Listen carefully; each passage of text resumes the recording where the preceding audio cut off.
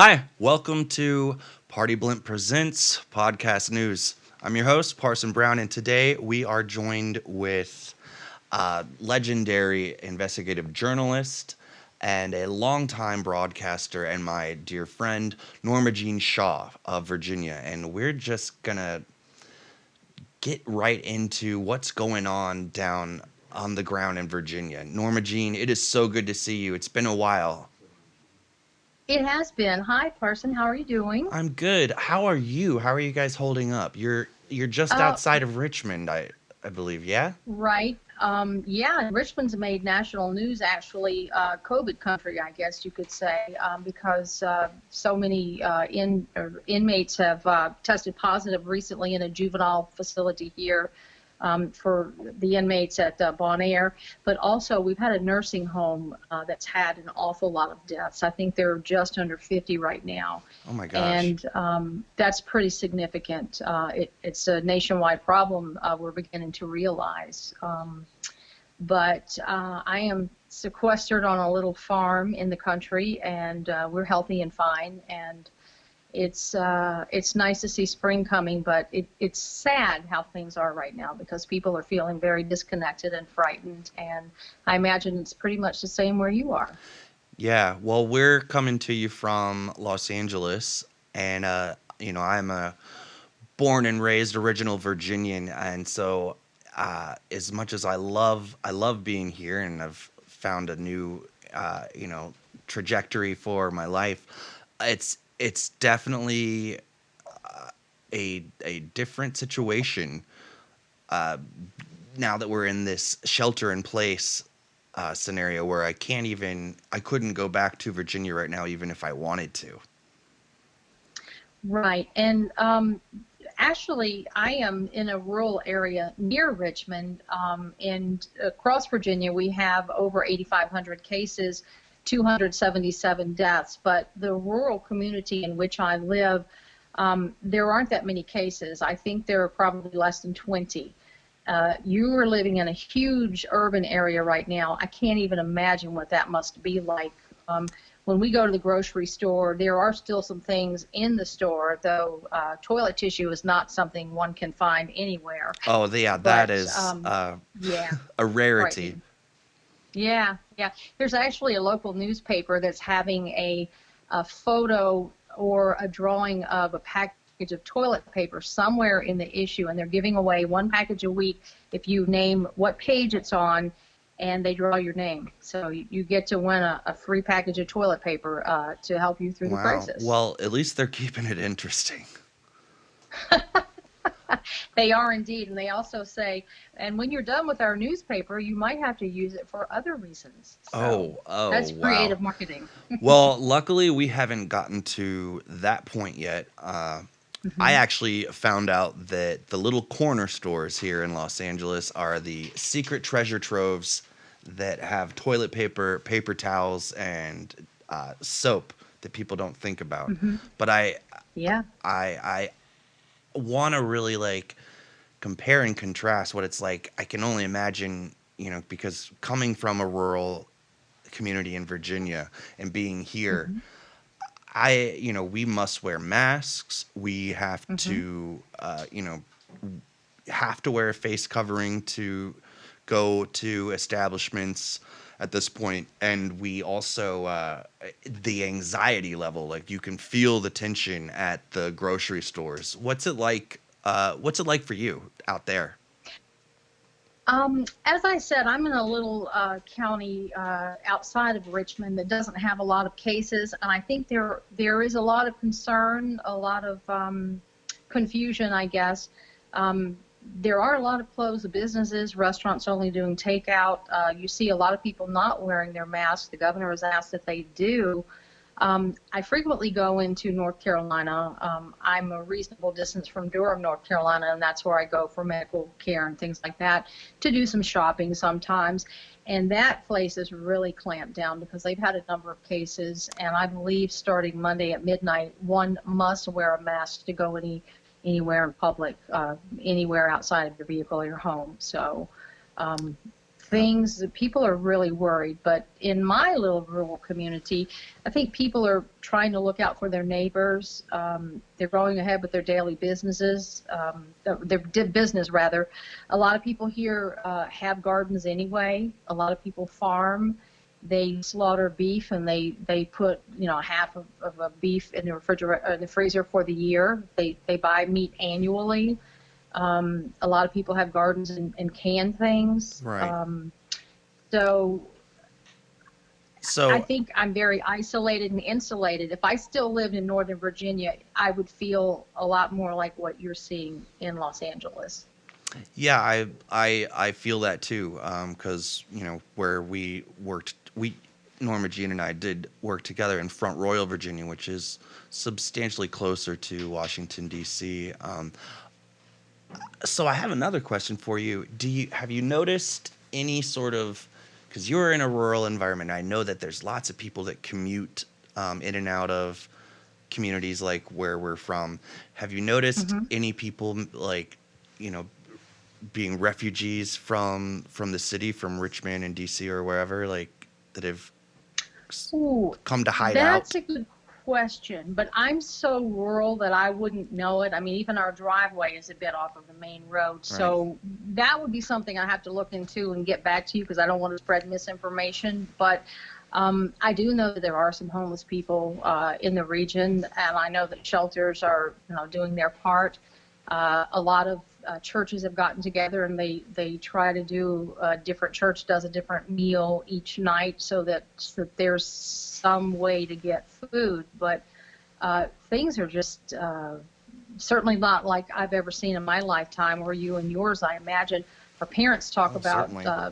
being children of depression. I remember my grandmother talking about, having a young child during the Depression. But this is pretty scary. It's not just a matter of not having things.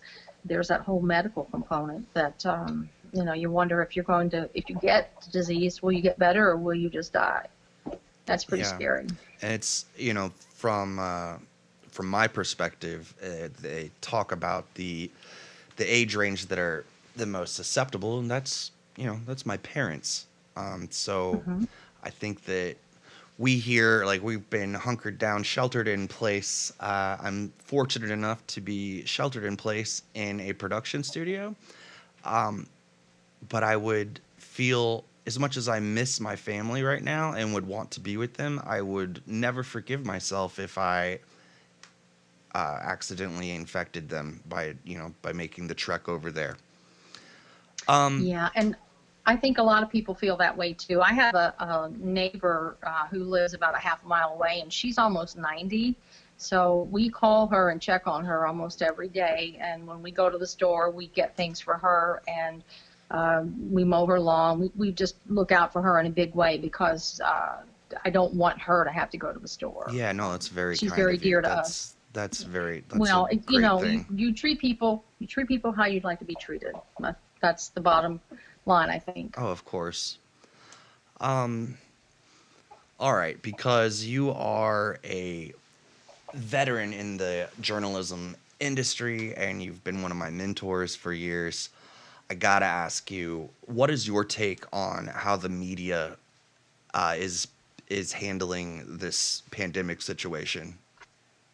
Oh, that is a discussion that goes on in my house every single night. Um, because one of our adult children lives with us, and then my husband, through his work, he's on the road a lot, so he gets to listen to a cross segment of talk radio, and a lot of times talk radio is very very on the right spectrum. I'm an independent voter, and these days we hear the media spins it this way, the media spins it that way. But the first thing that I think is that the White House does a whole lot of spinning all by itself without the media having to do much of anything except report what seems to be happening. I feel like at least the Richmond area media and the newspapers that I read, the New York Times, the Washington Post, I do feel like they are making a concerted effort to get information out without trying to sensationalize or frighten people. I think that this is a scary enough situation and time that we're in, that I think they really are trying to get the facts out. I I know that most of my work has been as a local reporter and digging into local stories and that type of thing. But something of this magnitude, which can be sensationalized and has been by some news outlets, I feel like they kind of erred on the side of being cautious and responsible. Yeah, Most of them. most of them, yeah. Um, yeah, that's just something that I really wanted to get your perspective on because I'm I'm sheltered in place with some very talented Hmm. people. We all come from different backgrounds, and every morning we sort of have a gathering around the living room and sort of discuss all the different sources of news that we've heard from, and Hmm. compare, contrast, and sometimes some mild debate. But there's so many different interpretations of what's happening that it's confusing for the average person. I agree, and I will tell you, I've been a bit disappointed by the big three networks and their morning news programs. I think it's been the same thing over and over and over, and that there's more information out there that certainly could have been um, given to their viewers. I tend to read a lot of international newspapers. I watch BBC America. I watch French network news.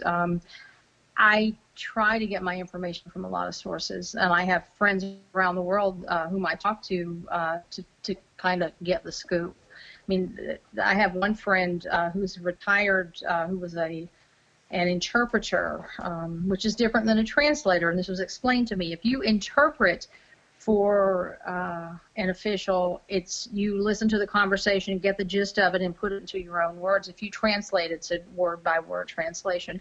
My Mhm. friend has retired and was an interpreter for the Obama presidency, and this gentleman was a French native, and he has family in France. And a lot of times, the news that I hear out of France when things are going on in Europe is quite different than what is reported on American television or in American newspapers. It's very striking. Yeah, So yeah. just Even just within our gather your news from many sources. Yeah, gather your news from many sources, and what would you say? Go with your. You gotta go with your Gut, gut. yeah, yeah. That's never led me astray, really. I mean, when you feel something, it's like with this coronavirus thing. There were some people who didn't feel sick but had some symptoms, and they had to push to get tested, and lo and behold, they were positive. Right. There were some people who were sick and didn't push to get tested, and then they died, and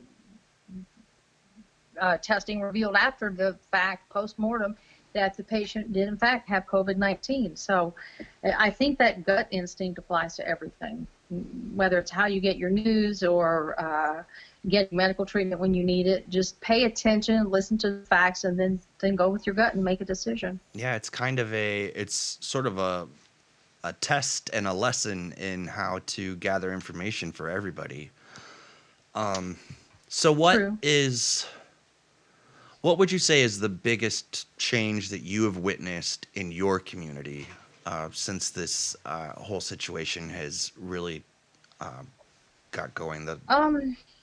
Well, Carson, there are a couple of things. The biggest is companies that I never thought would allow their workers to work from home are telecommuting.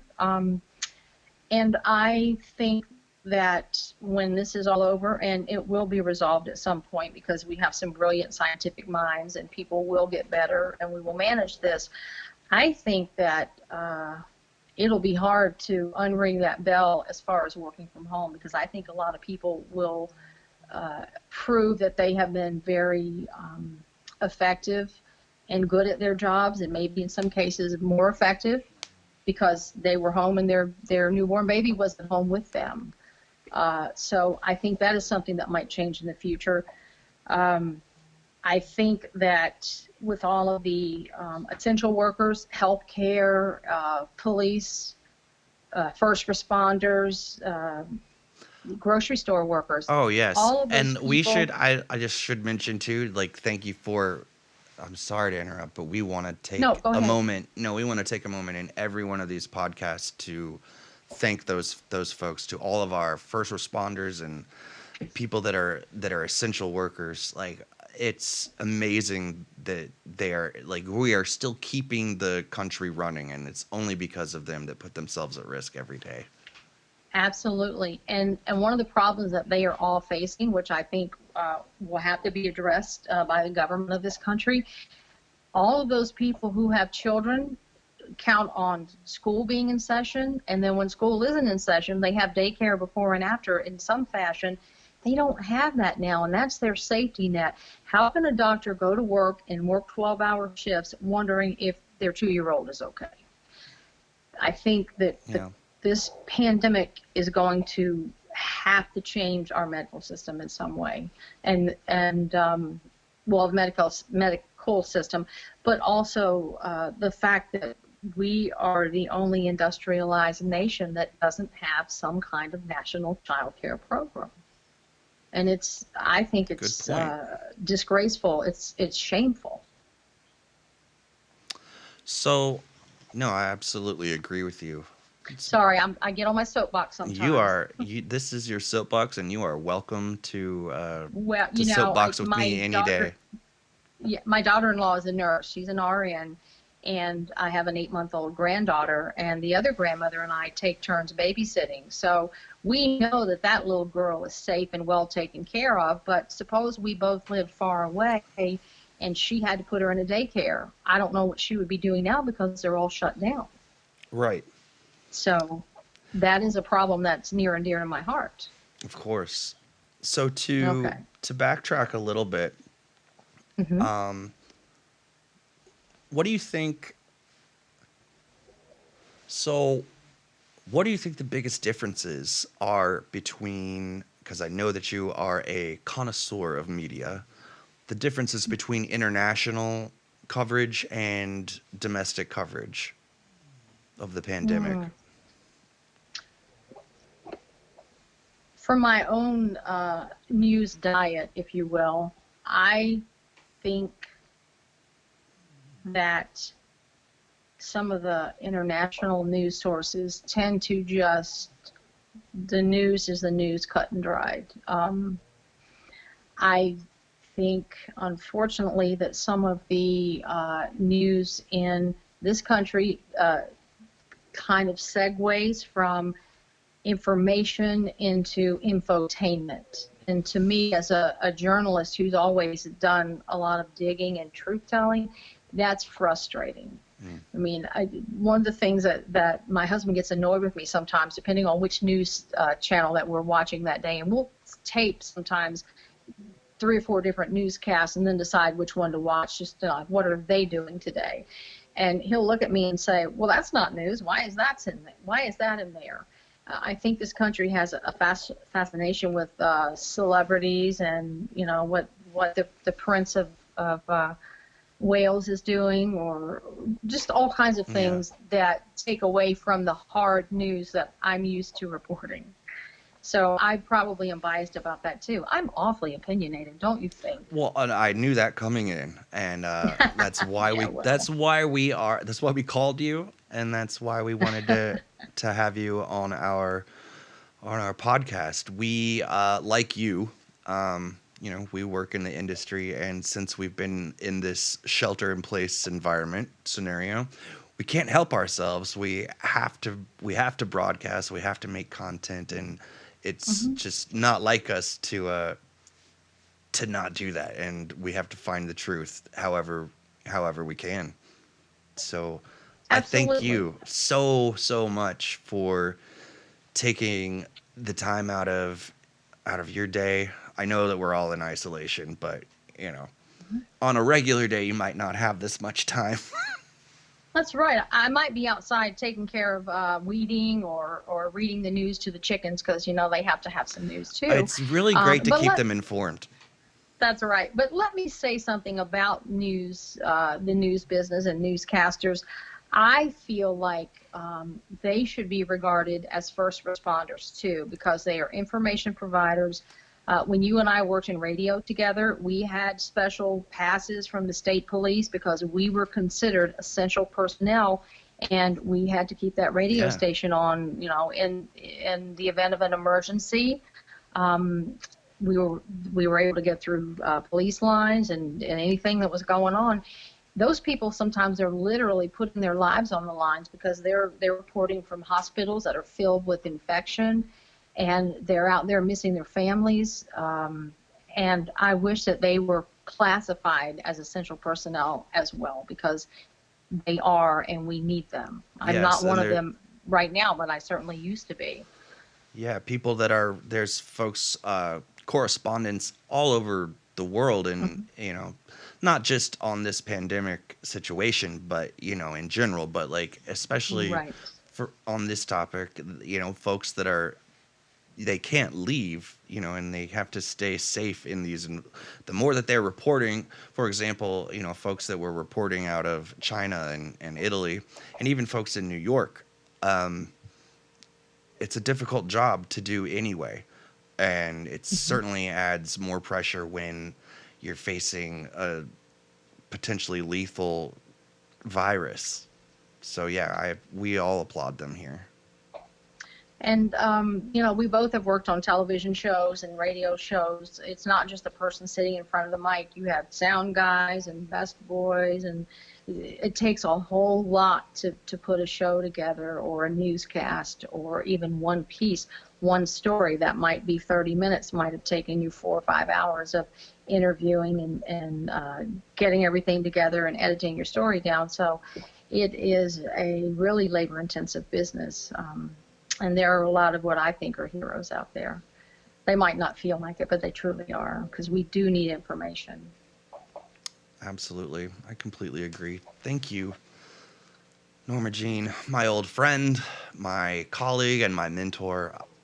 I cannot thank you enough for joining us. I wish you and your family the best. Stay safe. Keep us informed if you hear of anything else that you think that we need to share with folks. You know my number. Thank you, Parson. It was nice to talk with you, and I hope to hear from you again soon. All Stay right. safe. Thank you. That was Norma Jean Shaw, legendary investigative journalist and a longtime broadcaster, dear friend. If you liked the conversation that you heard today, then like and subscribe and ring the bell. And they won't let me leave the studio or even really get out of this chair until I promote the show. So please tune into our Party Blimp Presents podcast every week. We're going to have great conversation. Sometimes we'll have some fun, sometimes we'll be serious, but we will be there.